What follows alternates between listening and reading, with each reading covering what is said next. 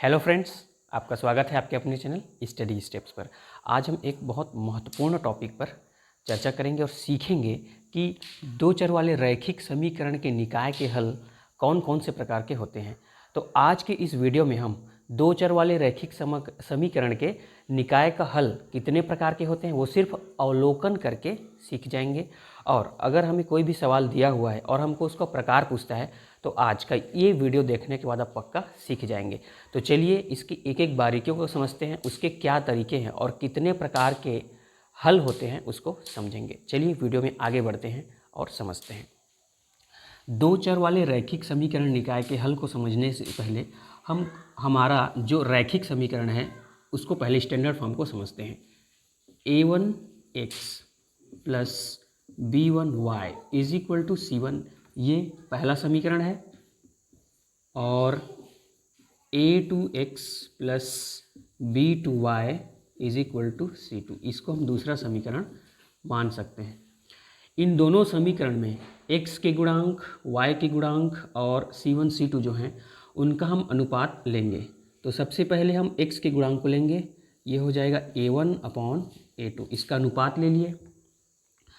यदि a1 upon a2 बराबर है y के गुणांकों के b1 अपान b2, ठीक है, एक कंडीशन। और ये हो गया c1 अपान c2। तो सबसे पहले हम x के और y के दोनों गुणांकों को लेकर चलेंगे। तो सबसे पहले कंडीशन यह है कि x के दोनों गुणांक का अनुपात अर्थात a1 अपान a2 और y के दोनों गुणांकों का अनुपात अर्थात b1 अपान b2 अगर ये आपस में बराबर नहीं है तो हमको a1 upon a2 is not equal to b1 upon b2, तो हमें अद्वितीय हल मिलेगा। अद्वितीय हल अर्थात एक ही हल हमको मिलेगा, एक ही सॉल्व। ये हो गया फर्स्ट कंडीशन, ठीक। दूसरा कंडीशन ये होगा कि हमको a1 अपान a2 x के दोनों गुणांक को यहाँ अनुपात लेंगे equal to b1 upon b2। ये दोनों तो आपस में बराबर होंगे, लेकिन ये दोनों आपस में बराबर नहीं होंगे c1 अपान c2 के। तो यहाँ पर हमको कोई हल प्राप्त नहीं होगा, कोई हल प्राप्त नहीं, ऐसा कोई हल प्राप्त नहीं होगा। तीसरी कंडीशन है और जो लास्ट कंडीशन है वो यह है कि a1 अपान a2 ये बराबर होगा b1 अपान b2 के, और ये तीनों आपस में बराबर होंगे। जब x के गुणांक और y के दोनों गुणांक और c1 c2 दोनों सभी के अनुपात आपस में बराबर होंगे तो हमको समीकरण के अनेक हल मिलेंगे। यहाँ पे लिख लेते हैं अनेक हल, अनेक हल प्राप्त होंगे। तो हमारा तीन ही कंडीशन है, हम सिर्फ अवलोकन करके इसको बता सकते हैं गुणांकों का अनुपात लेकर। सबसे पहला condition a1 upon a2 is not equal to b1, ये जब दोनों आपस में बराबर नहीं होंगे तो अद्वितीय हल अर्थात एक ही हल मिलेगा। अगर a1 अपान a2 बराबर है b1 अपान b2 के, लेकिन c1 अपान c2 के बराबर अगर नहीं है तो हमको कोई भी हल प्राप्त नहीं होगा। तीसरा condition a1 upon a2 is equal to b1 upon b2 is equal to c1 upon c2, अगर सभी गुणांकों के अनुपात आपस में बराबर है तो हमको अनेक हल प्राप्त होंगे। चलिए इसी फार्मूले पर, इसी ट्रिक पर आधारित हम कुछ सवाल लेते हैं और उसको हल करके कॉन्सेप्ट को अच्छे से समझते हैं। चलिए फ्रेंड्स, हमने एक सवाल लिया है रैखिक समीकरण, दो चर वाले रैखिक समीकरण के हमने सवाल लिए हैं।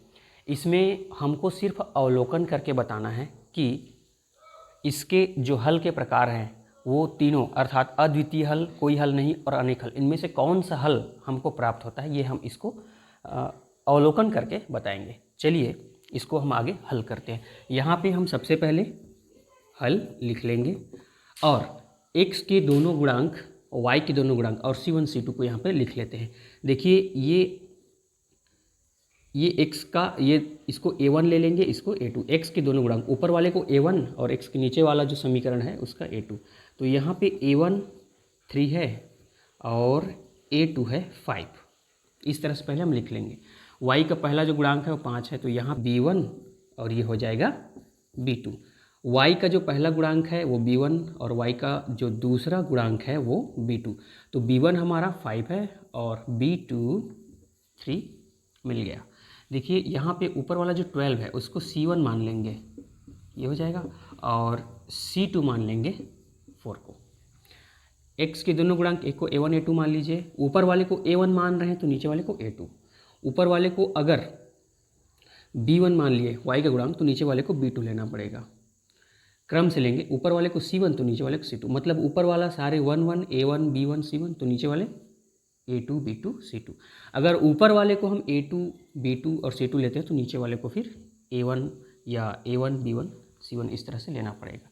क्रम में गड़बड़ी हमको नहीं करनी है। चलिए अब उसी आधार पे हम इन गुणांकों का अनुपात ले लेते हैं। तो सबसे पहले हम लेंगे A1/A2 और उसके बाद लेंगे B1/B2। ठीक, तो यहाँ पे हम रख कर देखते हैं A1/A2। तो देखिए 3/5 है, A1 का वैल्यू 3 और A2 का वैल्यू 5, इस तरह से रख लिए। और B1 B2 को रख लेते हैं 5/3, 5/3।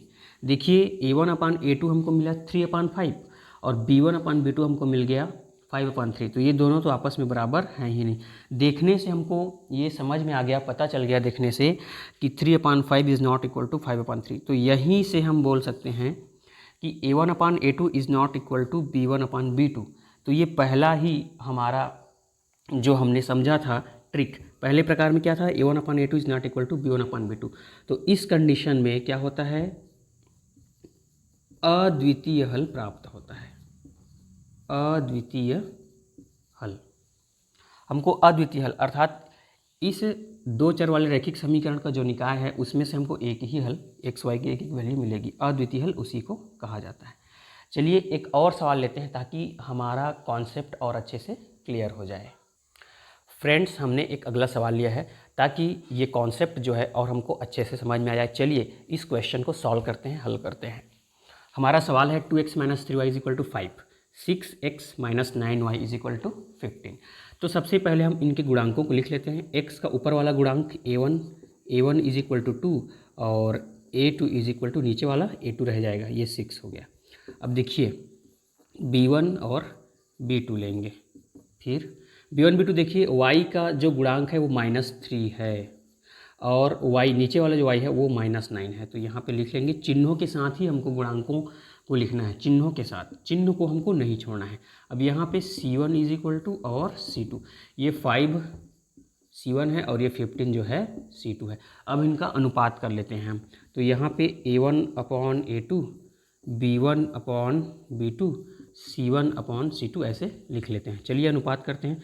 तो ये है 2/6 हो जाएगा ये, और b1/b2 ये हो जाएगा -3/-9 हो जाएगा, और c1/c2 ले लेते हैं। तो ये 5 है और ये 15 है। देखिए अब यहाँ पे हम इसको भाग दे देंगे, कटाते बनेगा कटा देंगे। जैसे ये 2 × 2, 2 × 3 = 6, ये ऋण कैंसिल हो जाएगा, 3 × 3, 3 × 9, 5 × 5, 5 × 15। यहाँ पे देखिए, यहाँ पे 1/3 आ गया, यहाँ पर भी 1/3 और यहाँ पर भी 1/3, अर्थात तीनों आपस में बराबर हो गए। A1/A2 = B1/B2 = ये तीनों आपस में बराबर हो गए यहाँ से।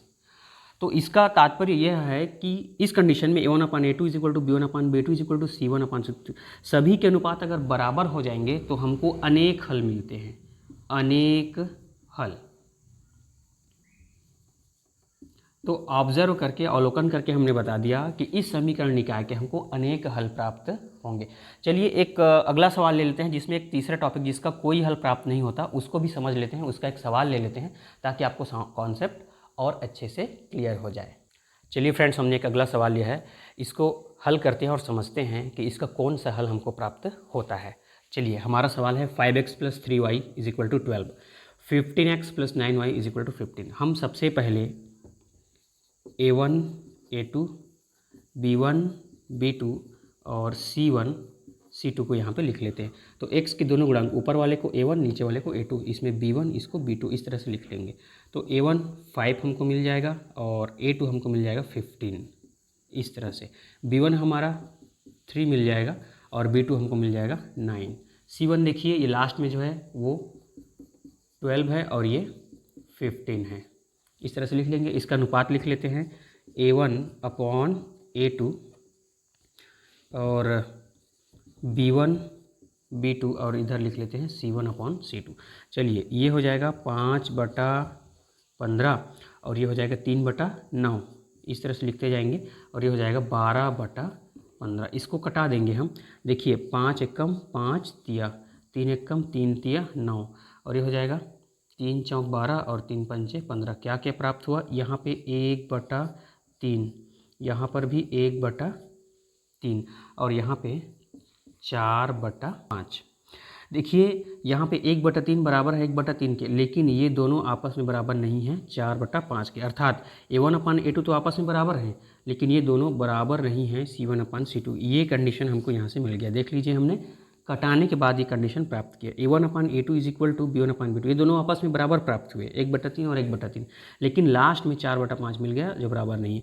यह कंडीशन होती है ये वाली कंडीशन जिसमें कोई हल प्राप्त नहीं होता। तो यहाँ पे हम देख कर बताएंगे कि इस समीकरण निकाय के कोई हल प्राप्त नहीं, कोई हल हमको प्राप्त नहीं हुए। आशा है इस वीडियो से आप दो चर वाले जो भी रैखिक समीकरण हमको दिए जाएंगे उसको अवलोकन करके इन तीनों मेथड से, ये है फर्स्ट, ये है सेकंड और ये थर्ड, तीनों मेथड से देखकर सिर्फ अवलोकन करके हम बता सकते हैं कि समीकरण का निकाय का हल किस प्रकार का है।